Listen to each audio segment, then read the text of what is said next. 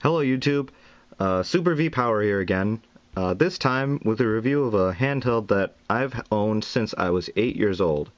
For those of you keeping track at home, that's over 10 years. Game Boy Color. Released in 1998, I believe, and superseded barely 3 years later with the advent of the Game Boy Advance. The Game Boy Color was merely a stopgap for Nintendo.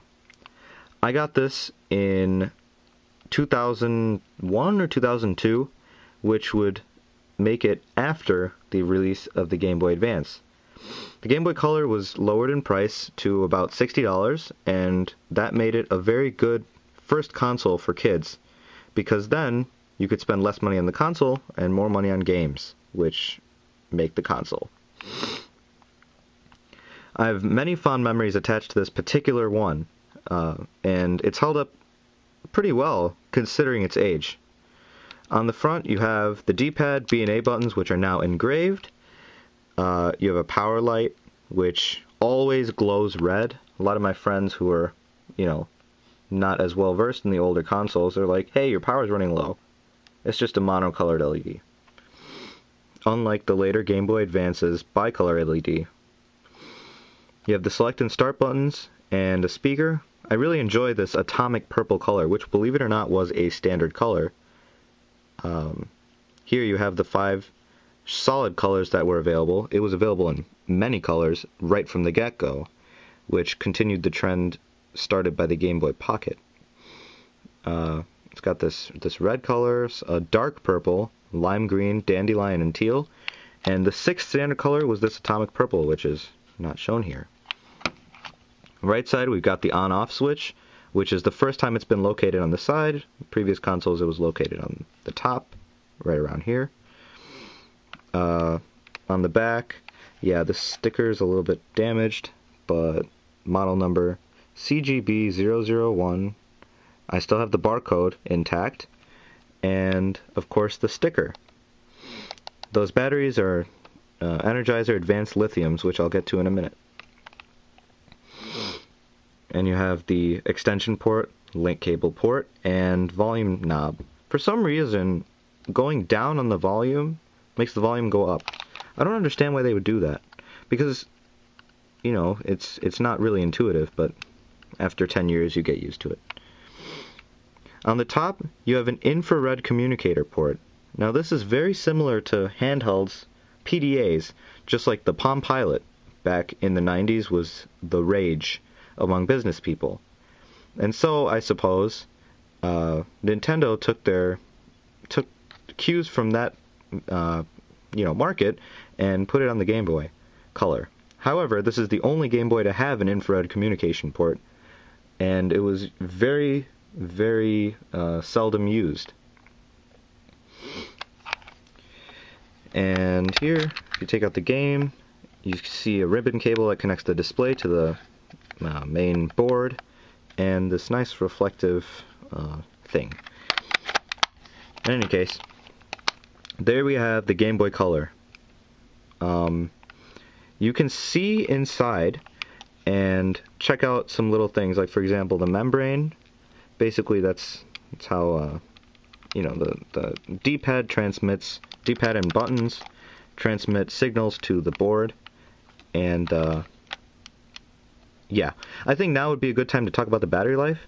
Battery life on the Game Boy Color, given that it does not have a backlit screen, unlike most other consoles, most other handhelds released up to that time. For example, the Game Gear, released by Sega in 1990, the Atari Lynx, released by Atari around the same time. These two had color backlit screens, which didn't appear on the Game Boy until 2003, when the Game Boy Advance... No, actually, it was a little bit after 2003, because the original Game Boy Advance SP had a frontlit screen. The first backlit screen on Game Boy Advance SP came, I think, around 2005. So that's pretty late, considering.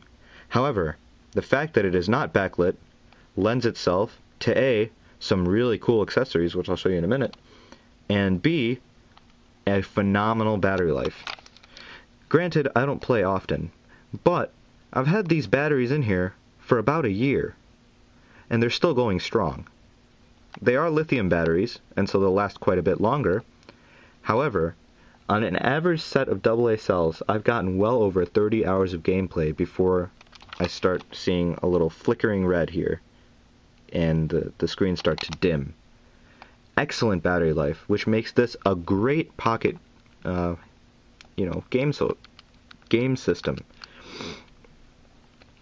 Granted, it is also 8-bit, and it has the same processing power as an NES from 1986.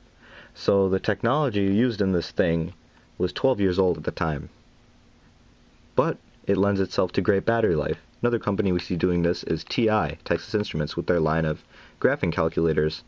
The TI-83 actually uses the same processor type as this. It's a member of the Zilog Z80. Nice little tidbit. Also, one of the biggest pluses to the Game Boy Color was that it was completely backwards compatible with all Game Boy original games. So you have your flashy new Game Boy Color games, for example this not so great Looney Tunes Racing, and you can play all your original Game Boy games right down to a 1989 title like Alleyway we have here. Excellent. Cool thing is, Game Boy Color and Game Boy both use the same processor.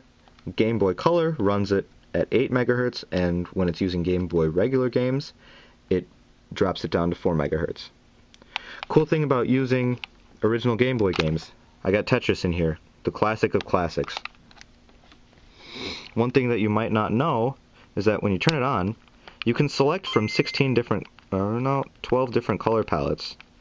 If you hold B and rotate around, up, down, left, right, hold A, rotate around, up, down, left, right, and just the D-pad itself.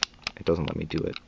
I like A and down the most. That gives you a little yellow color palette, which is my favorite color. Pretty nice, huh?